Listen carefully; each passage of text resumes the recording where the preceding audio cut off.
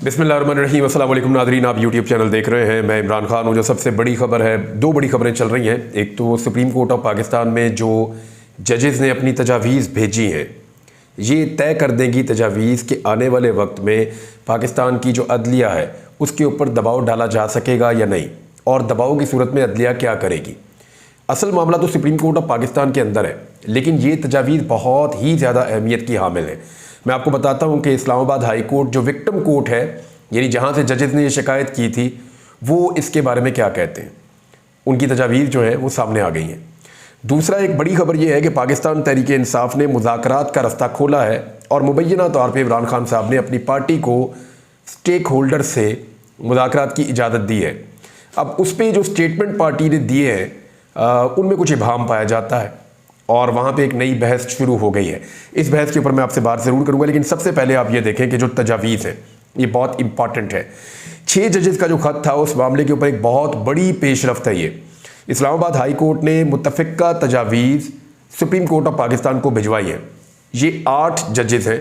अच्छा, बाकी कोर्ट से भी जो तजावीज़ आ रही हैं वो इससे मिलती जुलती हैं, तो सबसे ज़्यादा अहमियत इन तजावीज़ की है। 8 जजेस हैं टोटल। तमाम जजेस ने मुत्तफ़िका तौर पे तजावीज़ भिजवाई सुप्रीम कोर्ट ऑफ पाकिस्तान को, और इस्लामाबाद हाई कोर्ट की जानिब से शामिल किया गया ये कोड ऑफ कंडक्ट ड्राफ्ट 6 से 7 सफ़हात पर मुश्तमिल है। जजेस कोड ऑफ कंडक्ट ड्राफ्ट भी बतौर तजवीज़ इस्लामाबाद हाई कोर्ट की जानिब से भिजवाया गया। अच्छा, ज़राए के मुताबिक तजावीज़ में जो बातें कही गई हैं वो मैं आपके सामने रख देता हूँ कि किसी भी किस्म की मुदाखलत पर इदारा जाती रद्द-ए-अमल होना चाहिए। यानी अगर किसी जज के ऊपर किसी एजेंसी से, किसी इदारे से या किसी भी सिमत से कोई मुदाखलत हो रही है या दबाव आ रहा है, तो बजाय इसके कि वो जज खुद से अपनी पावर्स को एक्सरसाइज करे या वो दबाव खुद अकेले उसको बेयर करे, इदारे का उसके ऊपर रिस्पॉन्स आना चाहिए। यानी अगर किसी एक हाई कोर्ट के ऊपर एक जज है, वो दबाव का शिकार है या मुश्किलात का शिकार है, तो वो उसको रिपोर्ट करेंगे और फिर पूरी की पूरी अदालत जो है वो हाई कोर्ट, वो बतौर इदारा उसके ऊपर जवाब देगी, रद्द-ए-अमल देगी। तो इदारा जाती रद्द-ए-अमल होना चाहिए, नंबर 1। नंबर 2, सिविल जज, सेशन जज, हाई कोर्ट जज किसी किस्म की मुदाखलत रिपोर्ट करने का पाबंद बना दिया गया इन तजावीज़ में, कि यानी जो भी जज होगा जिसके ऊपर कोई मुदाखलत हुई या जिसके ऊपर कोई दबाव आया, वो जज पाबंद हो गया है कि उसने इसके बारे में बताना ज़रूर है, वो इस मामले को छुपा नहीं सकता। हाँ, अगर कोई मुदाखलत से मुताल्लिक 7 दिनों के अंदर रिपोर्ट करता है तो ठीक है, यानी मुदाखलत हो गई, दबाव आ गया, 7 दिन है जज साहब के पास कि वो उसको रिपोर्ट करें। और अगर वो अपने इदारे को रिपोर्ट नहीं करते तो फिर जज मिसकंडक्ट का मुर्तकिब ठहरे। यानी जज साहब को चाहिए कि अगर उनके ऊपर दबाव आ रहा है या कोई प्रॉब्लम है तो 7 दिन के अंदर अंदर वो अपने सीनियर्स को मुत्तला करें, जैसा कि ये इस्लामाबाद हाई कोर्ट के जजेस कहते हैं कि हमने लिख कर आगाह किया था उस वक्त के चीफ जस्टिस ऑफ पाकिस्तान को भी और chief justice Islamabad high court को भी। हमने सबको बताया था कि हमारे साथ क्या हो रहा है, लेकिन एक्शन नहीं हुआ ना। अब वो ये कह रहे हैं कि बताना जिम्मेदारी है। 7 दिन के अंदर हर जज जिम्मेदार होगा और उसको ये बताना पड़ेगा कि उसके साथ क्या हो रहा है। अगर वो 7 दिन तक नहीं बताता और इस दबाव के माहौल को या मुदाखलत को छुपा कर रखता है तो वो जज खुद मिसकंडक्ट का जिम्मेदार हो जाएगा, मुर्तकिब ठहरेगा। तजवीज़ एक और दी गई कि सिविल जज, सेशन जज और सेशन जज मुदाखलत होने पर हाई कोर्ट के इंस्पेक्शन जज को आगाह करेगा। हाई कोर्ट के अंदर एक इंस्पेक्शन जज होते हैं, जो लोअर जुडिशरी के जजेस हैं वो हाई कोर्ट के इंस्पेक्शन जज को आगाह करेंगे।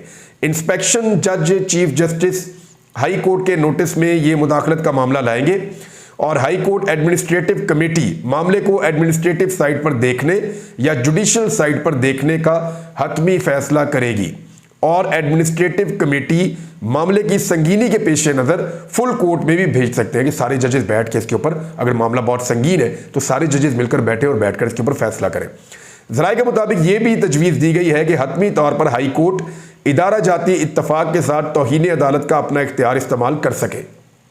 ये है जी जो तजावीज़ है, मुबैना तौर पर और भी हो सकती हैं, और ये ज़राए के हवाले से जो तजावीज़ सामने आई हैं वो मैंने आपके सामने रख दी हैं और ये छप भी गई है, मुख्तलिफ जगहों पे एक्सप्रेस में छपी है और बहुत सारी जगहों पे छपी है।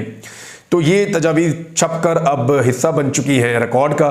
देखना ये है कि अमल दरामद कितना होता है। एक तरफ तो ये तजावीज़ आ रही है कि जजेस को डट जाना चाहिए, उन्हें रिपोर्ट करना चाहिए, एक्शन होना चाहिए, दबाव डालने वाले को इदारा जाती रद्द-ए-अमल का सामना होना चाहिए, चाहे वो कोई भी है, कोई और इदारा है, कोई शख्सियत है, कोई हुकूमत है, कोई भी है, कोई सियासतदान है, जो भी है, कोई भी है, कोई जत्था है, जो भी दबाव डालेगा फिर उसके ऊपर इदारा जाती रद्द-ए-अमल आएगा और उस तरीके से आएगा जो कानून के मुताबिक होगा।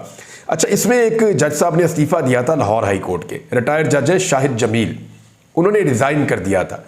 अब उन्होंने एक खिताब किया है और वकला कन्वेंशन से उन्होंने खिताब किया है, जरा उनका जुमला आप सुन लीजिए। फरमा रहे हैं कि कुछ लोगों ने पूरे सिस्टम को यरगमाल बनाया हुआ है, वो लोग हमारे ऊपर मुसल्लत हैं, लोगों को डर होता है कि नौकरी चली जाएगी, इस खौफ से बाहर आओ। मेरा इस्तीफा उन लोगों के लिए मिसाल है जो खौफ में आकर फैसले दे रहे हैं। मेरा इस्तीफा निज़ाम से बगावत के लिए था। तो जज साहब, आप अगर निज़ाम के अंदर रहते तो आप शायद किसी को इंसाफ दे देते, ये इस्तीफा दे के तो आपने मैदान छोड़ दिया है, मेरा ये मानना है। यानी जज साहब के हालात जो है वो बहुत मुश्किल भी हो सकते हैं, जज साहब जो है वो बहुत सारे दबाव में भी हो सकते हैं, लेकिन अगर दबाव को उन्होंने मुस्तरद किया था और उन्होंने कहा था कि मैं दबाव में नहीं आऊँगा, मुझे नौकरी की कोई परवाह नहीं है, तो फिर जज साहब को अपनी कुर्सी पर बैठकर इंसाफ की फरहमी के रिकॉर्ड कायम कर देने चाहिए थे। उन्हें चाहिए था कि वो कुर्सी के ऊपर बैठकर बदस्तूर इंसाफ फराहम करते चले जाते। देखिए, एक और जज साहब है जस्टिस इजाजुल एहसन साहब, वो चीफ जस्टिस ऑफ पाकिस्तान बन रहे थे कादी फायद ईसा साहब के बाद, लेकिन अगर कादी फायद ईसा साहब एक्सटेंशन ले गए तो फिर वो नहीं बन पाएंगे, वो नहीं बन पाते, अगर वो होते भी तो नहीं बन पाते। फिर 3 साल कादी फायद ईसा साहब गुजारते, वो नीचे से रिटायर हो जाते, उसके बाद बारी आ जाती जस्टिस मंसूर दी शाह साहब की, जो मेरे पास अभी तक का डाटा है उसके मुताबिक।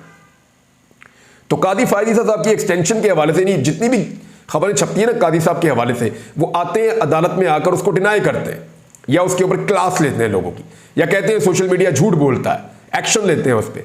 लेकिन कादी साहब ने अभी तक ये जो उनकी एक्सटेंशन की बात हो रही है इसके ऊपर उन्होंने एक लफ्ज नहीं बोला, एक बात उन्होंने नहीं की।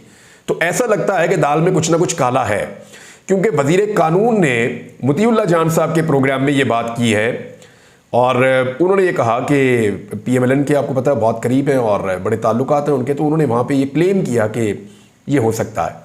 और सिर्फ ये नहीं है कि कादी फायद ईसा साहब की एक्सटेंशन ज़ेरे गौर है, बल्कि ये भी ज़ेरे गौर है कि अदलिया के अंदर बहुत सारी और तब्दीलियाँ कर दी जाएँ, जो रूल्स हैं उनके अंदर मज़ीद तरामीम कर दी जाए। तो ये सारा कुछ तो 2/3 अक्सरियत के साथ हो सकता है। देखते हैं कि 2/3 अक्सरियत ये मैनेज कर पाते हैं या नहीं कर पाते। लेकिन असल बात ये है कि जज साहब को बजाय इसके कि मैदान छोड़ के जाते, उनको चाहिए था मैदान में रहते और रहकर वहाँ पे मुकाबला करते और फैसले देते इंसाफ और कानून के मुताबिक। रऊफ हसन साहब, पाकिस्तान तहरीक इंसाफ से इनका ताल्लुक है और इन्होंने एक बड़ा सख्त स्टेटमेंट एक मरतबा फिर दे दिया है पाकिस्तान की अदलिया के हवाले से, खासतौर पे चीफ जस्टिस ऑफ पाकिस्तान के हवाले से। रऊफ हसन साहब कह रहे हैं कि इस वक्त चीफ जस्टिस की कुर्सी पर ऐसा शख्स बराजमान है जिसकी आंखें ना तो देख सकती हैं, जिसके कान ना तो सुन सकते हैं, जिसकी ज़बान कुछ कह नहीं सकती, बजाय इसके कि वो इंसाफ फराहम करे, वो इंसाफ की वायलेशन में पार्टनर बना हुआ है। हमारा मुतालबा है चीफ जस्टिस ऑफ पाकिस्तान से कि अगर इंसाफ फराहम नहीं कर सकते तो इस कुर्सी से उतर जाएं। रऊफ हसन, ये पाकिस्तान तहरीक इंसाफ के तर्जुमान है। लेकिन मामला ये है कि वो उतरने की बात कर रहे हैं, उधर 3 साल की एक्सटेंशन जो है उसकी बातें हो रही हैं। तो देखना ये है कि मामला जाता किस तरफ है।